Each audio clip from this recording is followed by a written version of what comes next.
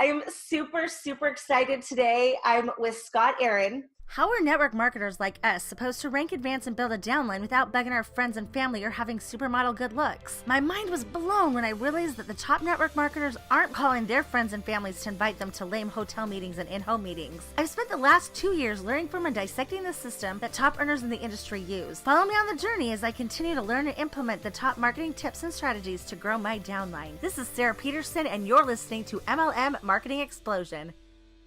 He is a wellness coach. He is a wellness expert. He is absolutely incredible.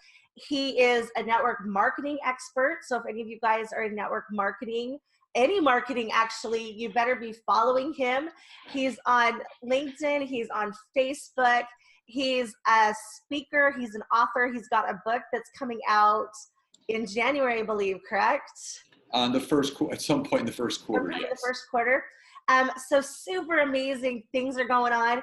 If you want to accelerate your program, I would be following this guy and I'd be grabbing onto his coattails, so to speak, and I'd be running with him. So I don't want to take up his time, so I'm going to let him jump in. I would love to know, I know you were telling me a little bit before that it is a process, and it is a process. So how did you kind of get to where you are today? It's a great question. And I love that question because I started my own internet streaming show called Success Made Simple. And that's also the name of my podcast, which you can find on iTunes. And basically it's the show and the podcast. I teach people and I let people in when I either sharing my own stories or interviewing people on my show that success is not made simple. It just takes simple decisions to create the success that we're looking for. And I always start my show with that very question because everyone sees the glory, but they don't know the story about how someone got there. And for me, in everything that I do, transparency and vulnerability are two of the greatest strengths that you can possess because people want to feel closer to you. I really feel that a lot of people still speak from the peaks of the mountains down to everyone, where I would rather be at ground level with everyone so they know exactly who I am and they can relate to me. So what I'm doing now actually has nothing to do with what I did before. And I love sharing my story. My first book I wrote almost 3 years ago called Good Guys Always Win. You can get it on Amazon. And I felt like I had to write that book because I wanted to tell my story about my journey of where I was and where I got to and where I continue to go. And I was severely bullied and picked on as a kid, which is very common. That was the role that I knew. I was the nice guy that got picked on all the time. And, it wasn't just growing up. It was into high school and it became my identity. So I was very insecure. I had very low self-esteem. I was very passive. I was not a very assertive man. And that really hindered me in personal relationships and friendships, and just in general life. And the most pivotal point in my life and the most important life lesson that I've ever learned was from an experience that I had with my family. And my father was my mentor. He was my hero. And, we still have a wonderful relationship, but the roles have recently reversed. I inspired him to write his first book, which is coming out soon. And he was a big, big wellness advocate growing up. I was the little kid going to the gym with my dad in the morning when he was going to see his trainer, and he was bodybuilding and competing in shows and doing all this stuff, and I wanted to be just like him, so I'd be lifting the 2 or 3 pound dumbbells. And it all culminated with an opportunity for my father to actually open up his own gym when I was around 17 going on 18. And I never understood why, because he always owned his own businesses and it had nothing to do with health and wellness. And he was recently he was a partner in a physical rehabilitation company, much like NovaCare, which a lot of people are familiar with. And something happened and he quickly exited and he opened up a gym and took over a gym in Center City, Philadelphia. Unbeknownst to me, there was a legal issue that came up in between that time period with the old company, and that's why he left. So I didn't know any of this until the summer going into my freshman year of college when I was 18. And my father sat myself and my sister, who was about 15 at the time, down in the backyard. And he said, listen, there's some trouble and some things going on from the old business. And there's a chance that I could end up getting on house arrest for a few months. And so it was a very unclear picture. And at 18, you really don't know how to process any of this. And so, obviously the proceedings continued, and he was working with the lawyers and he was working with the feds, because it ended up being an insurance fraud case with false billing and those kind of situations. And we were painted this picture, myself and my sister I'm speaking on, that, it wasn't going to be that bad. He was cooperating. It would just be this little bump in the road, and then we would, be back to normal. And I remember my father asking me to write a letter to the judge. And he said, just write a letter to the judge. And I remember Judge Rombrano, I remember writing the letter. And he said, just tell the judge, what I mean to you and what you've learned from me, and with anything bad happening, how that would make you feel. So I guess he wanted me to let the judge know how I felt about my dad and everything else that was going on. And I remember it like it was yesterday. It was almost 22 years ago. We were sitting in the courthouse in Philadelphia, and it was one of the first times that I ever saw my father cry. And the judge asked my father, do you have any last statements? And my father was just weeping and just apologizing. And we ended up finding out before the trial that the case was actually an insurance fraud case for over $9 million. So this wasn't small time. This was actually big time. And the way that the lawyers painted the picture to myself and my family was that he was a guy. So he said, if this was the NBA draft and your father was getting drafted by an NBA team, the top pick would be the one that has the most to do with this. He said, your father's about the number 3 pick in the draft. So my dad was pretty up there. So when all was said and done, my father ended up going to prison for 2.5 years. And I was 18 going on 19. And now I was put into the position where I had to take over the gym. I was almost 19, and I was now running a $250,000 of a year business with GMs, with managers, with employees, and I had never worked out a day in my life. I was a hippie. I had a huge afro and I had hemp everywhere. Like this was completely out of my element. I was literally thrown to the wolves. And there's an old saying, you can either hold them or you can fold them. And I didn't know any better, so I just kept going. So the hair came off, the hemp got away, and I now had to run a business because I had to support my mom and my sister. And the gym, I quickly caught the bug. I loved health and wellness. I saw all these guys that were lifting, and I'm like, I want to do that. So I started my own journey of bodybuilding, and that led me to actually competing myself. But in the 2.5 years that my father was away, the gym grew from about 400 members to almost 1,200. So I tripled the membership and the income of the gym, in just about 2.5 years. So when he came back, there was this gym that was just flourishing. It looked nothing like it did when he left. And, he was still on house arrest, but he was also in a halfway house, so he couldn't work in the gym for about another 6 months. So he would go back and forth. And one gym then turned into 2 gyms, because when he finally came back, and in 2003, we were approached by a family to actually buy both of our gyms for $1 million. This was not in the cards. Both gyms were in my name. And when someone comes to you offering 7 figures, and that is everyone's dream. And I was 24. So we sold the gyms. We were millionaires, and I was a millionaire at 24 years old. And we kind of just laid low for about a year, just personal training, which was my main business. and we got the idea of opening up a new gym on the outskirts of Philadelphia. And, my father, didn't commit any more crimes, but he was not the best with money, and he was not the best with running a business. And we opened up a new gym that I closed almost 2 years ago. That was the one that I was speaking on that I was able to get rid of. And that $1 million in profit soon, within 2.5 years, turned into $1.5 million in debt that was in my name.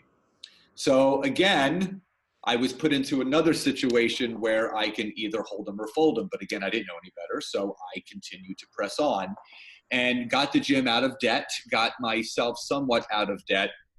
And about 3.5 years ago, almost 4 years ago, I had uncovered some things with the gym that were kind of hiding behind closed doors. And I had a very challenging and uncomfortable conversation with my father that we needed to part ways, and I was going to take full control of the business, and he would need to go find somewhere else to train. Everything was in my name. I was loans and credit cards and all things kept popping up. And I'm like, you know what, if I want to take control of my life, I need full control of everything about my life. So I revamped everything, forged forward. And I was then pressed with another difficult decision of do I continue with this gym or not?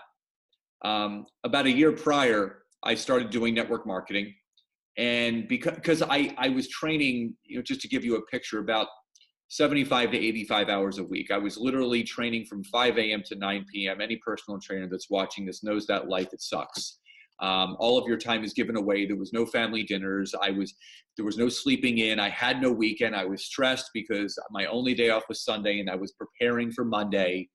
And I just knew that there was a better life out there for me. And when I started to get success in network marketing and residual income and working in the pockets of my time, and I had a fire lit under me that was dimmed for so many years. And I'm like, I'm good at sales. I'm good at connecting with people. I'm good at team building. I think I should do this. And within 2.5, 3 years of saying yes to it, I actually was able to create enough income where I could stop personal training and then close my gym. Now, the problem was no one wanted to buy the gym because it wasn't in good financial situation. So I was then faced with another challenging decision of filing for bankruptcy or not. Now, when people hear the word bankruptcy, they're like, oh my God. Now, that was my initial thought, but I was sitting in my lawyer's office and I said, listen, you got to be straight up and down with me. I have some flourishing online businesses right now. I had launched my coaching business. So I had clients from that. I had my network marketing business. Things were really rolling. And I had this huge monkey just sitting on my back, and it was this gym. And I was on the hook for close to $400,000 personally. And it was holding me back. And, I said to my lawyer, I said, listen, what do you feel is the best thing for me personally, for my family, and everything? And he said, on a scale of 1 to 10, 10 being a slam dunk, he goes, you're a 9.5. And I said, done. Let's sign the papers. So that was on July 1st of 2016. And I signed the papers to move forward with it. And I said, when am I closing the gym? And he said, the end of the month. And I said, like end of the month, like this month? And he said, yes. So on July 31st, I put a note on the door and closed the gym for good. And people say, well, oh my God, that must have crippled you. No, my credit is back over 700 already, and it's only been about 2.5 years. And my life has never been better. I've attracted the most incredible woman into my life that I recently got engaged about a month ago. And my son, who just turned 6, is just doing amazing and thriving in school. My family is happy and healthy. And I share this story with people because everyone feels in entrepreneurship that they're alone. They feel like they're all alone. I'm the only one going through this. No one knows what it's like. Well, I'm here to tell you that yes, everyone knows what it's like because you're not an anomaly. Everyone goes through certain situations. They just show up in different forms. So I always share my story of where I was to where I am now, about to publish my second book, launching my first membership site, having a thriving coaching business, and just really living life on my own terms, that I am not an anomaly. Anyone can do it. You just have to decide that you want to do it. I think that is absolutely incredible. I think, you listen to that and it's like, right, why should you have to go through that, especially so little, because you're right. 18 is it's such a weird time anyway, but then to be thrust in, and yet, man, you made it happen, which is so cool. But I also love, I love age hate, that it did take a while and it wasn't easy. I think sometimes you jump in as an entrepreneur and it's like, this is just going to be a piece of cake. And sometimes it's not.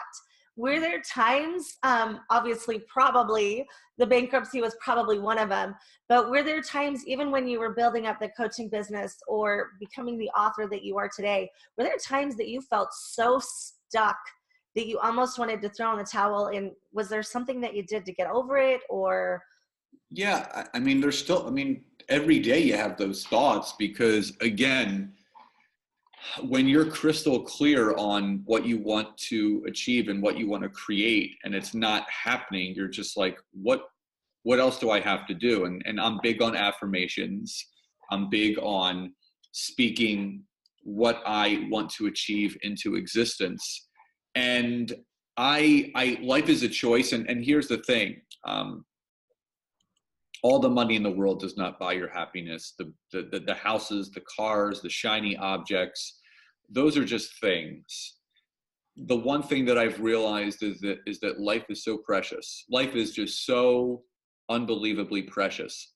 We don't know when it's going to get taken from us. We don't know if we're going to get sick. We don't know if we're going to cross the street and get hit by a bus. Not that we ever want that to happen. But if you then look back on your life, what are you even worrying about?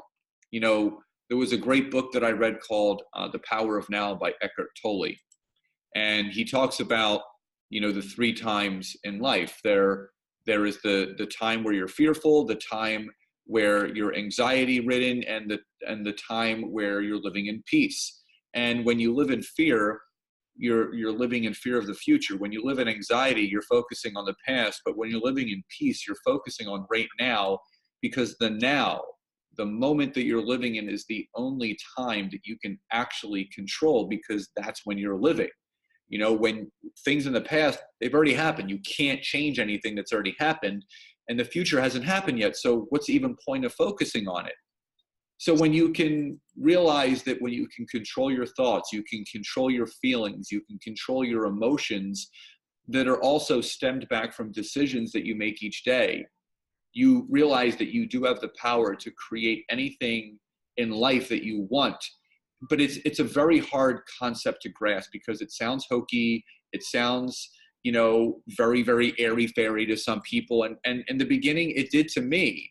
But when I got to the root of who I was and what I stood for and what I want to continue to become, I realized that mindset is the most important aspect to becoming the best version of yourself, because everything stems from what is going on between the space between your two ears.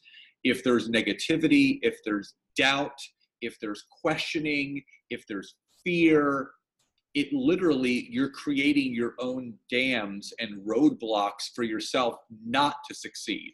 So I always make sure that I have that space clear with positivity, with love, with gratitude, with appreciation, that no matter what my expectations may be, it's all good, all the time, no matter what, because every day that I'm here is an opportunity to continue to take those steps forward, in reaching my goals. That's awesome. Which reminded me, you guys go to his Facebook page. I'm sure he's got this on his podcast and stuff too. But every single day, Scott pulls up something, a cool affirmation to be able to say to yourself, to pump you up, to get you going, and to keep you going. And it's, he talked about being lonely. And it can be lonely at times when you don't have somebody that understands what you're going through. But when you can connect with people like Scott, all of a sudden it's not so lonely. And, you know, you start to build this network. I know Scott has tons and tons and tons of trainings on social media. And he's actually got a really, really crazy cool program that he's just beginning to launch on being able to teach everybody, I think every single month, on how to do LinkedIn. And I'm going to let him throw out the name of that program, but I'd actually love to know, because I think you built a lot online. What do you have a favorite social media platform? I know he's a LinkedIn expert. So if you guys want to know LinkedIn inside and out, I hear everybody talk about Facebook, and I think lots of times it's because they don't know how to do other platforms. So I'd love to know, you know, do you have a favorite platform? You know, are you willing to share an insider, you know, tip, or, you know? Absolutely. So people only know what they know. And in network marketing, you know, you're taught from your upline. So you're only learning what the upline knows. And the best leaders in network marketing, in entrepreneurship, in any business, those leaders are the ones that are constantly looking to learn new things. When you find a leader, or your leader happens to be one that doesn't believe in having to learn anything else new, you may be in the wrong place, because that person is in management mode, in the sense that they're not looking to ruffle feathers. They're not looking to give them any, just let's stick with this and that's it. So they're in this little tiny box that does nothing. You want someone that lives outside the box. So I have a couple different programs. My main teaching platform is LinkedIn. So you can find me on LinkedIn. You can go to linkedleadsgeneration.com. That is strictly my LinkedIn program, but I've recently launched my own private academy for network marketers called thenetworkmarketingacademy.net. And I call this the magic formula, which are the 4 core principles to succeeding in entrepreneurship, whether you're network marketing or not. And that's mindset, organization, social media, and lead generation. When you can master those 4 aspects, you could crush it in any business, whether it's a B2B business, whether it's your own business, whether it's a coaching platform, online, network marketing. When you master those 4 aspects, it's game over. Now, you know, obviously I'm privy to say that my favorite platform is LinkedIn, because it's changed my life in so many ways. And I think the reason why people are still very high up on Facebook is because, one, it's the most widely used platform. There's over 2.3 billion people on there. So people, again, will know what is most visible. And, you know, LinkedIn is probably the 3rd biggest platform. I believe Instagram is 2nd with about 1 billion people. And then you have LinkedIn that's approaching over 600 million. But that is grown from 50 million just about 7 to 8 years ago. So it's really ramping up. So the big thing that I tell people is you need to decide where you're going to build the main part of your business. So I use all platforms. I am on Twitter. I have a YouTube channel. I'm on Facebook. I have Facebook business pages, Instagram, LinkedIn. But I use them all differently, because what a lot of people do is they get on social media and they think that every social media platform is the same. So whatever I do on Facebook, I'm going to do on Instagram, I'm going to do on LinkedIn, I'm going to do on Twitter. You have to understand 3 things when deciding how and what you should be doing on a social media platform. Number 1 is the age demographic. Number 2 is the average yearly income. And number 3 is the amount of people or network that you can grow. And when you know those demographics, it's going to tell you how and what to do on that platform. So just to give you some stats, I'm a big numbers guy. My mom always taught me, and still does, and she always says, Scott, facts are friendly. So here are some facts. The average age of someone on Instagram and Facebook is 19 to 28 years old. The average income on those 2 platforms, Instagram and Facebook, is $30,000 a year or less. Yes, $30,000 a year or less. As far as network goes, Instagram, in my personal and humbled opinion, is the worst platform to use in the sense of growing a network, because it has the highest rate of fake accounts on social media. There's auto bots, there's auto responders, auto DMers, auto accounts. Nothing is really, or you can tell if someone has an organic account or not. You can definitely tell if someone doesn't. I typically see just a bunch of yoga pants and sports bras on Instagram. That's all I see in my feed, whether I want to or not. And then you have to look at Facebook, which only allows you 5,000 friends, and then you have to start a business page, which means then you have to start pumping money into building a following on Facebook, which you end up never getting the right target market. It ends up being people from, Malaysia or India or Indonesia, where there's high populations of people coming in just to show you, hey, your boost worked. You have people looking at it, but they're not the right ideal avatar. Now you look at LinkedIn. LinkedIn, the average age is 30 to 55, which makes sense because the average yearly income of someone on LinkedIn is $100,000 a year or more, which is 3.5 times larger than Facebook and Instagram. But the big thing that I love the most is that you are allowed 30,000 organic connections on LinkedIn, which is 6 times larger than Facebook. And I've grown my network in a 2.5-year period from 500 to almost 26,000 people organically, just by using the platform for what it is meant to be used for, which is connecting with others. Now, the other thing is that there's a proven statistic that was done by businessjournal.com that they found that LinkedIn is 277% more effective for lead generation than Facebook. 277%. And LinkedIn is the only platform out there today that houses every single 100% of all Fortune 500 companies in the world have a presence and their employees on LinkedIn. And so people always ask me, well, what should I be using? Well, it really depends on what is your business.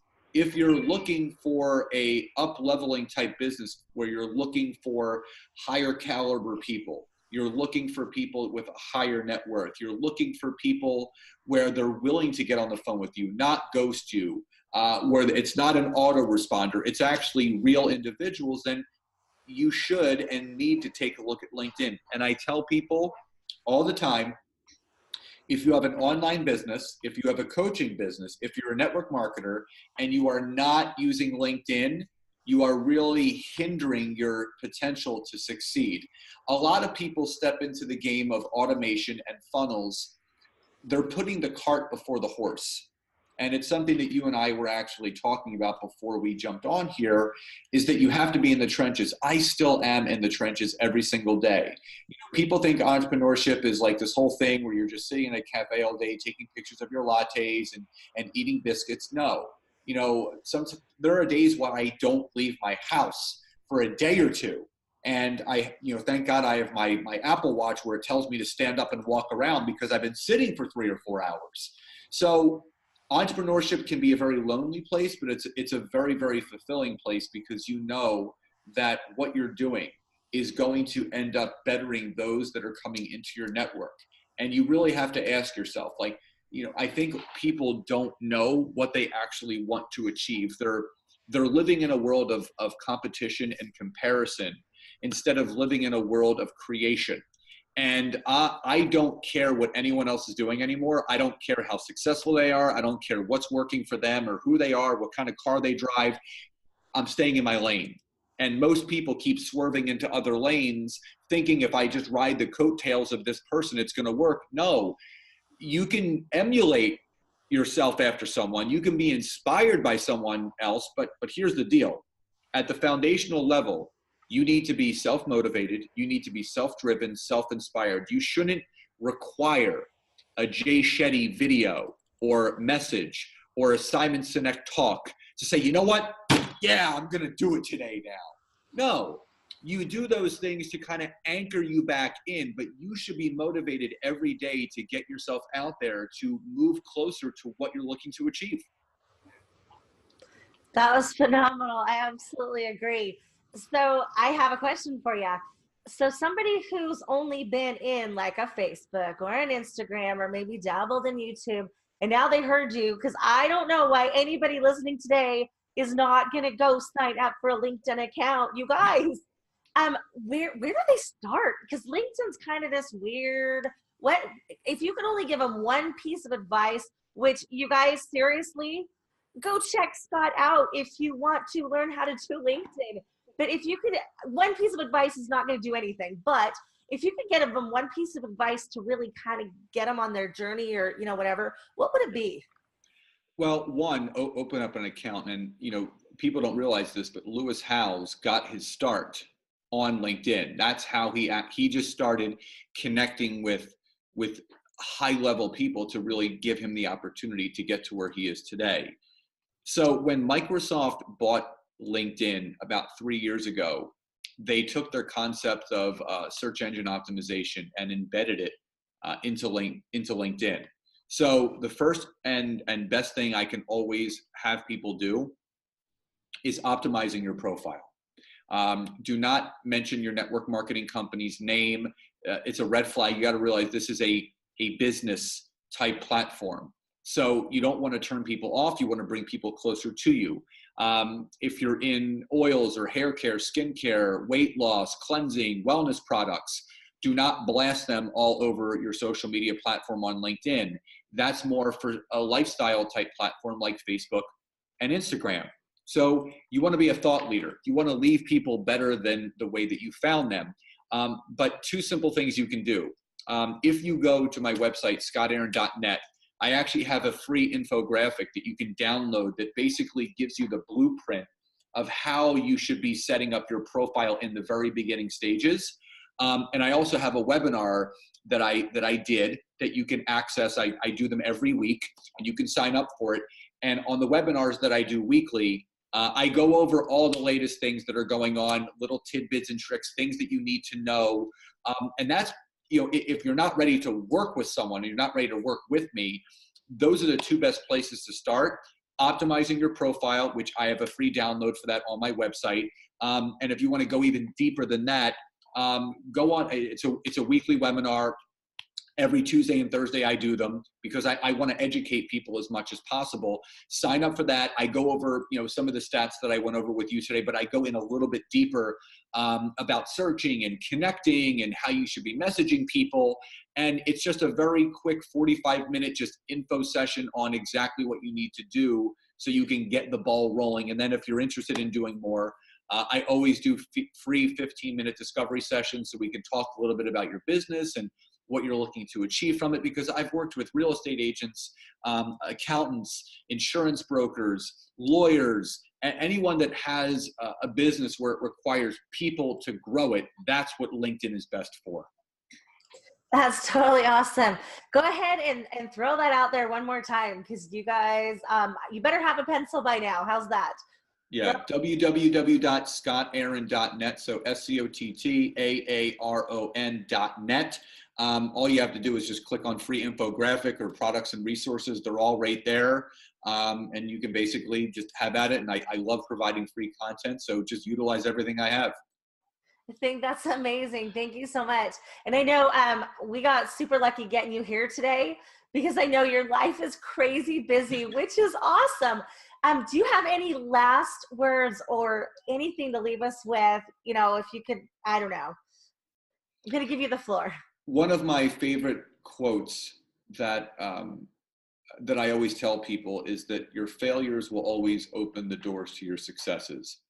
And my personal feeling is that when you get into entrepreneurship and you it's hard not to look around, because we are in the, this is the age of the entrepreneur right now, and everyone's looking to start this company and that company. And it really becomes daunting at times not to lift your head up and see what's going on and what this person's doing, what hashtags are they using, which platforms, what opt-in do they have. And again, I think it's a matter of staying in your lane, but also failing as many times as you can, because the more times that you fail, the more that you learn how to succeed. Because no successful entrepreneur, no successful business owner is batting 1,000. It's just impossible. They will strike out. They will go bankrupt at some point. They will have something that doesn't work. But you know what? Those are the best lessons that you can ever learn, the ones that don't work, because then you can retool. You can go back to the drawing board. You can write down the blueprint in a different way that can end up to that successful formula that we're all looking for. So my advice for any entrepreneur, network marketer, whoever's listening to this, whether you're in it for a day, a month, a year, or 10 years, you don't know everything and you never will. And that's the best place to be inside of your head, when you realize that you're never going to know it all, and you stay in the trenches, you keep your head down, you focus on staying in your lane, and you seek to fail as often as you can, because the more that you fail, the more you will succeed. And if there's a great book that I can offer you to actually go over some of these principles, it's a book called Go for No. It's written by Andrea Waltz and Richard Fenton. It was a book that I read 3 years ago at a very, very crucial point in my career. And it makes you comfortable and falling in love with the word no, because you will be told no almost 7 times more than you will the word yes. But most people stop at no, so they don't even give them the opportunity to even hear the yeses. So when you realize that no is the journey and yes is the destination, then you realize that on the journey that you're going on in your career, you need to collect as many no's as possible, because the people that collect the most no's are the ones that collect the most yeses. And that's the best piece of advice I can give you. That was absolutely phenomenal. Thank you so much for being willing to come on today. Scott Aron, he is, I'm not kidding, seriously phenomenal. Go check him out. A servant leader. He's got programs that will take you farther if you want to dive deeper, which I highly recommend if you can. I think it's so easy to fall into the trap of I don't want to pay anything. You guys, you're losing money if you do that. If you can pay for it, because it'll cut your learning curve in half. And there's one thing I've learned from leaders like Scott. They'll give you a ton, just a ton of free value. Even if you just go to his Facebook, only because Facebook is, it's where I started out. So I need to jump more into LinkedIn. Trust me, I'll be downloading that later. But if you even go in like 2 scrolls down his page, and this goes across the board for all these guys that you've been listening to me interview, their value is incredible. You could spend the next 3 years and get everything he knows just off of his page. And that should give you a clue into maybe how you should be building your business as well. But I highly recommend, don't do that. Go pay for the training, dig deeper, because you will make more than you ever spent on that investment. And again, Scott, this was so fun for me to get to know you a little bit better. Again, Scott Aron, go check him out. If you don't, you're doing yourself a disservice. So thanks again for hopping on. Thank you so much. And again, the best investment you can make is the investment in yourself. And don't forget that. Are you tired of bugging your family and friends and bumping into the same people all over social media trying to pitch your opportunity? If so, grab your team members and go to www.marketingexplosion.org and pick up your free copy of MLM Momentum. It's going to teach you how to get people coming to you and applying for your opportunity. It's also going to teach you how to get paid for prospecting. See you soon.